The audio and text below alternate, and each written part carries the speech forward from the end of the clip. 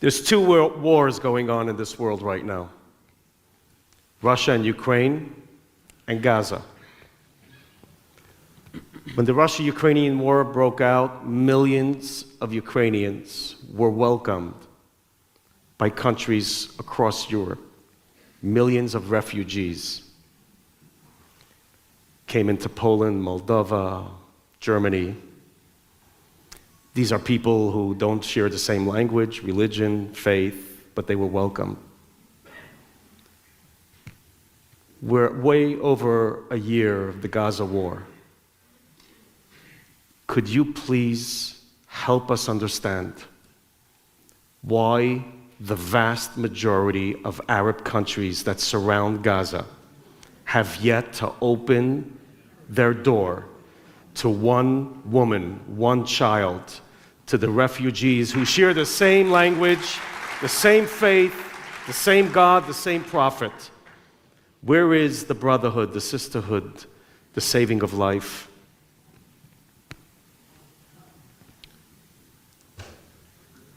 Because many of them depend on the victim. They need the victim. They need to sacrifice more people.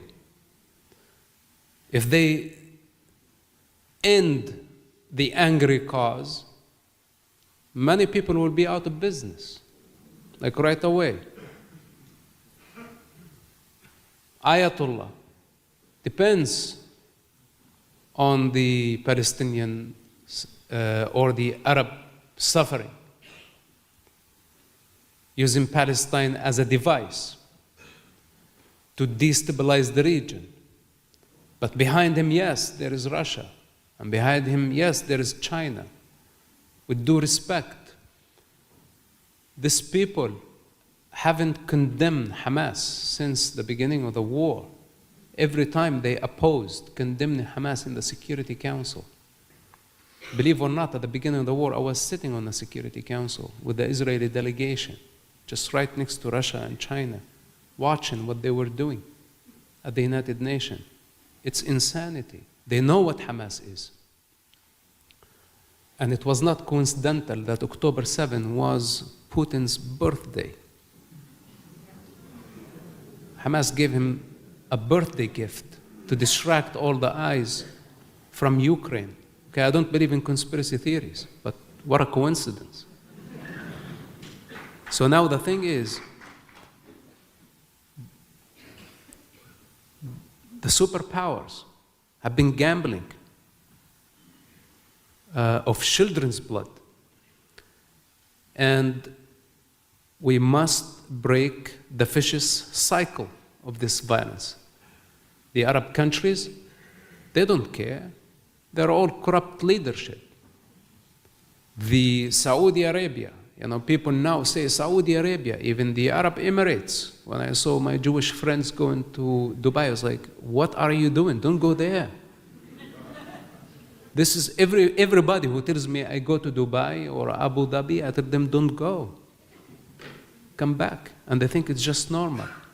And we saw what happened a few days ago. I'm not saying that this should make us afraid, because we want to build bridges with the Arab world, and I encourage that. But we are surrounded by lots of enemies. These countries, you go freely to Dubai and Abu Dhabi. I cannot go. I cannot go to any Muslim country, to any Arab country. For the past 15 years, I cannot go anywhere. So,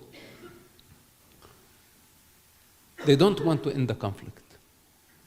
I was yelling out loud from the beginning of the war. I said, open the border. Let the most vulnerable, children, women, civilians, go through a safe passage into Egypt, into Sinai. If it was up to me, in fact, I would compensate all the Gazans, give them the freedom to take a little bit of money and go and start over somewhere else, far away from there, if they don't want to coexist with Israel, if they don't want to live peacefully, if they want to keep causing trouble. And that goes also for the people of the West Bank. And by the way, some of the Arab communities within Israel, If they don't want to respect Israel's right to exist, then go somewhere else. You know?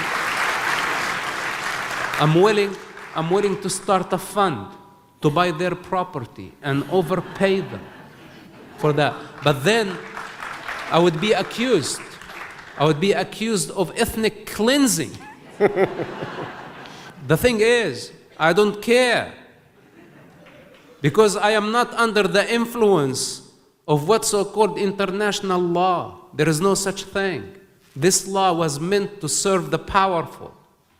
And I don't want the children to continue dying because of the sins and the burden of their forefathers. So yeah, they don't want to take the children. They don't want to solve the situation. You know what's in common between all Hamas leaders, from Haniya to Sinwar and the rest, Zahar, Rantisi, all these people, and Yasser Arafat? All of them were born Egyptians. Sinwar's birth certificate says on it, Egyptian. Haniya, Egyptian. All of them. And in the West Bank, Jordanians. So they don't want to get along. And they were given the opportunity to self-governing, and they failed terribly. Instead of building a society, building a nation, they smuggled weapons. And we saw what happened on October 7, and you and I, we know that Israel cannot afford giving them a state, so they can smuggle more weapons and cause more trouble. This is everything that they can do, trouble and violence. So with that said, there has to be a deal with the Arab world. Egypt, the United States, instead of funding the thugs, Palestinian thugs, billions of dollars, they can rent a much bigger land than Gaza, push the border into Sinai, which basically was the land of Israel, given back to Egypt for peace, no? It was a big mistake. Big mistake. So practically, there has to be a solution. And maybe, I don't know, we could be heading to World War III. We could be heading to much bigger war. Hopefully not. But if there is going to be a moment, I don't know. Gaza, this is a nightmare. It's a nightmare for everybody. And by the way, for the next 15 years, it's going to take them only to remove the rubble. Just for your information, it's going to be a disaster. Disease is taking over. Don't think, when I said from the beginning of the war, and I don't know where that I channeled, I said, wait for the wrath of God. See God in action. And God is not just speaking through a human weapon.